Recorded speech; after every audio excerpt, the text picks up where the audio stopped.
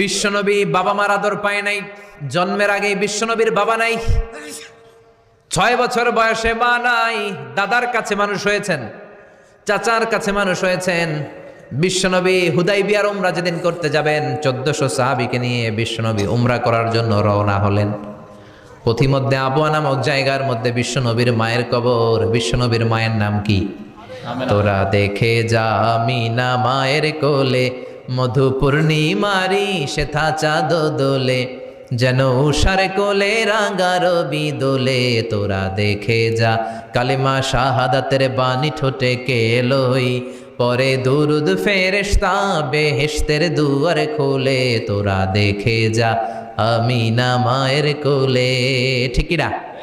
মায়ের কবর বলল সামনে, জায়গার নাম আবওয়া, ছোট্ট একটা টিলা।